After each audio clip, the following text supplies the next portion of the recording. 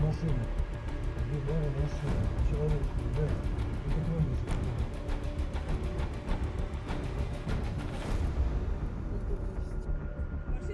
Прям над нами. Так там еще где-то осколки полетели. Мы на скамейке сидим. Это летит просто огромная штука сюда. Ну, тут, естественно. Пошлите в подъезд.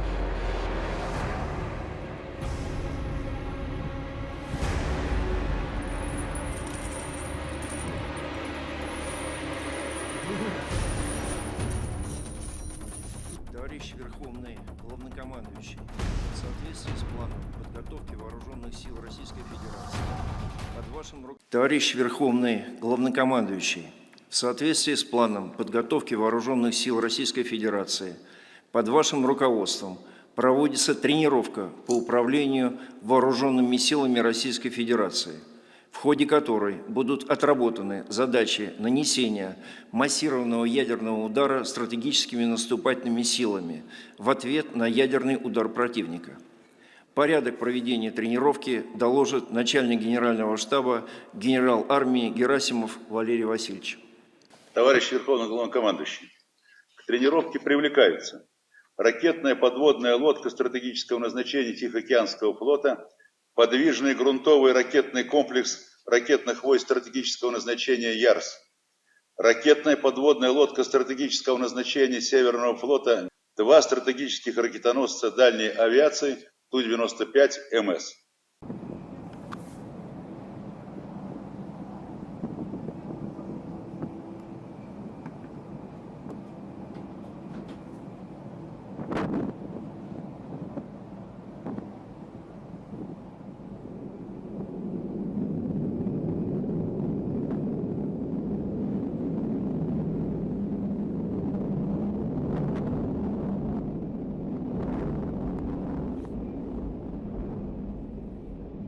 Боевая тревога, ракетная атака, ракетная атака, ракетная атака.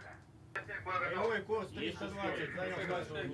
Есть БП-26. Есть КП-1. Есть БП-25. До старта 10, 9, 8.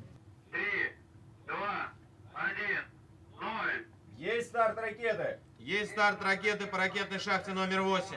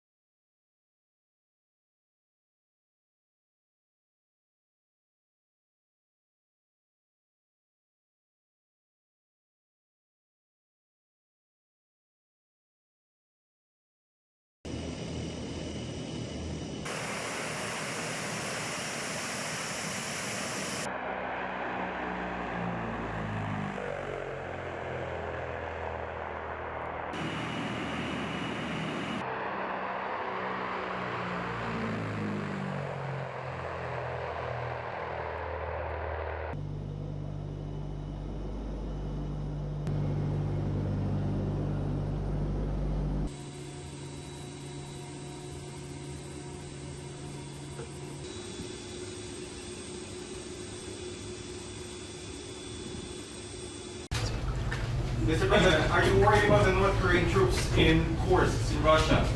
I am concerned about it, yes. Should the Ukrainians strike back? If they cross into through Ukraine, yes. All right. All right, thank you. Thanks, everybody. All right, well, good afternoon, everyone. Just a few things at the top, and I'll get right to your questions. Whether or not any of the North Korean forces have actually arrived? So a few things. As we highlighted earlier this week, we believe that the DPRK has sent approximately 10,000 soldiers in total to train in eastern Russia, and that these troops will probably augment Russian forces near Ukraine over the next several weeks.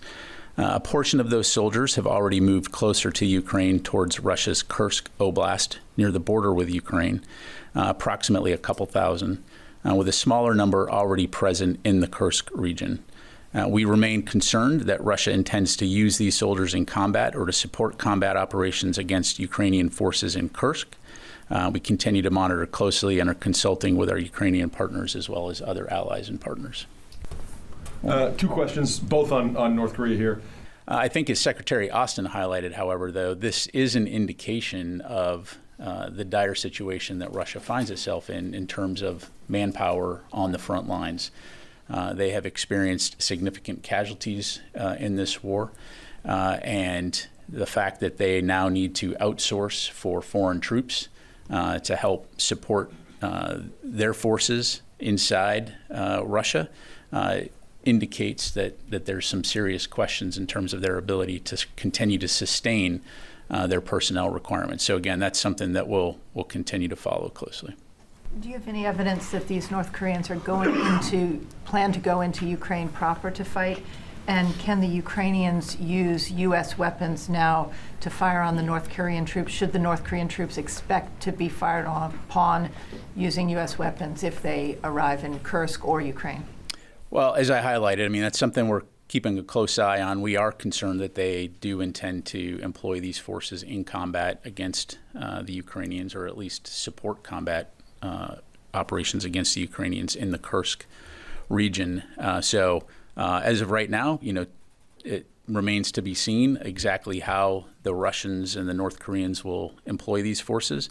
But as it relates to the use of weapons, first of all, I would highlight that the weapons and capabilities that the United States and other international partners have provided to Ukraine are Ukrainian weapons and Ukrainian capabilities, and we've been very clear that Ukraine is able to employ those capabilities to defend their sovereign territory from threats that are either emanating from across the border or inside Ukrainian territory.